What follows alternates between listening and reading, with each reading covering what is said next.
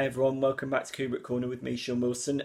So you may have heard there's a new Adam Sandler movie out, Uncut Gems, and before you run away in abject horror, I'm here to tell you that, amazingly, and this might sound like a contradiction in terms, this is actually a terrific Adam Sandler movie, and that's not easy for me to say because I loathe Adam Sandler's comedies, with the exception of things like The Wedding Singer and Happy Gilmore.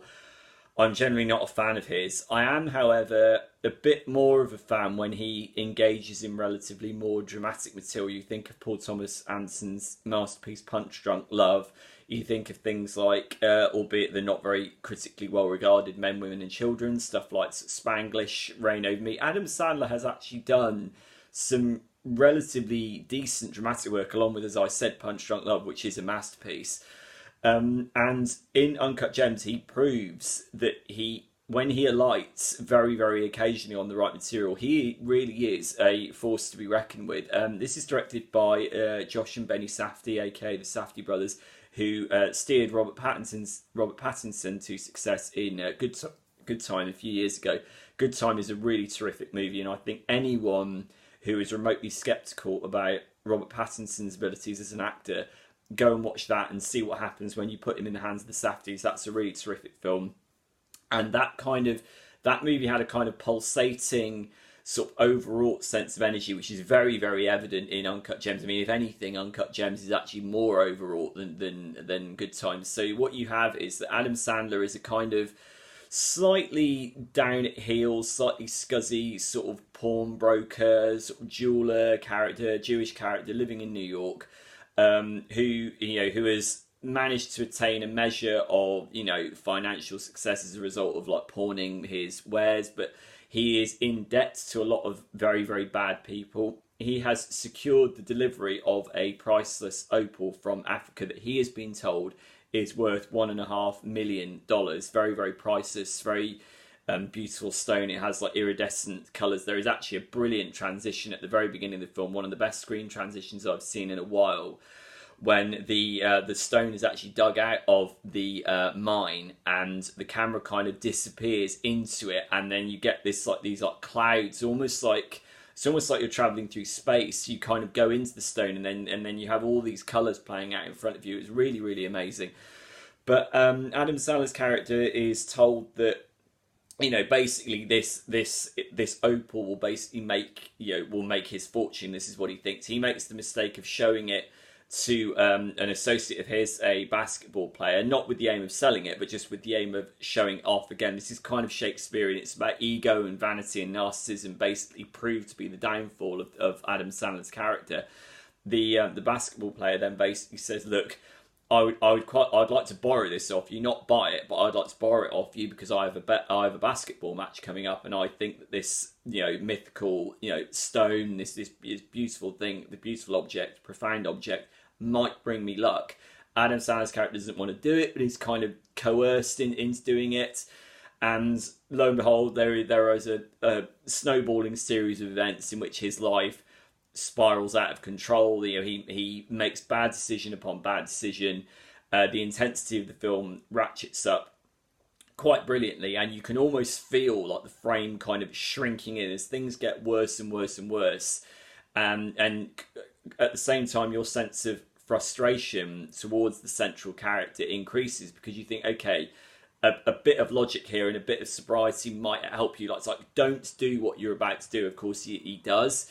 And again, as I said, there's the classic elements of sort of tragedy going on in here, which is it's the fatal flaw within the central character, that sense of misguided self-belief that ultimately sort of not only engulfs his life, but the lives of those around him, including his children, his wife, played by Idina Menzel, his business associates, and so on. And it's a really terrific movie. I mean, Adam Sandler is very, very good. I mean, it's interesting. I mean, in this, Adam Sandler plays a complete idiot. But the thing is, in this, he's playing an idiot with a complete purpose. There's a dramatic point to it. In his comedies, it's worse in his comedies because he plays morons in those films, and yet you're expected to identify with him. You're expected to like him.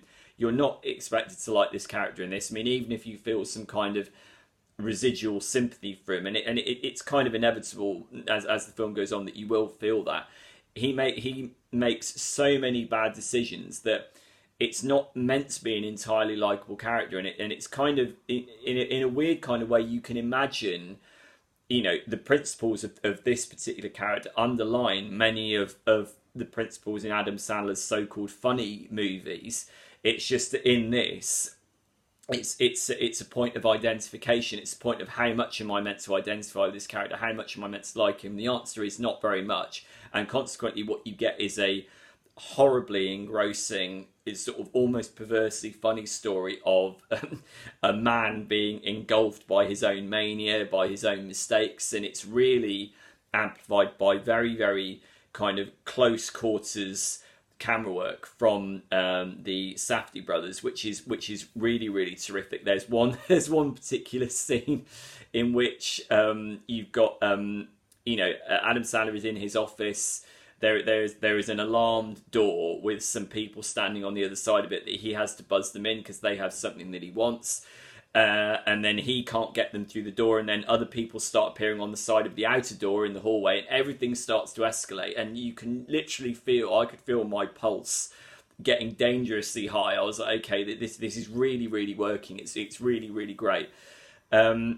I suppose, it being set in New York, there are inevitable comparisons to be made with the early movies of Martin Scorsese. The idea of like this sort of street level scuzzball character who is kind of operating within very, very very, very kind of almost dangerous environment. There are like heavies that are after him as well, who are tangentially connected to his own family, which kind of again increases the sense of sort of almost again like tragedy almost.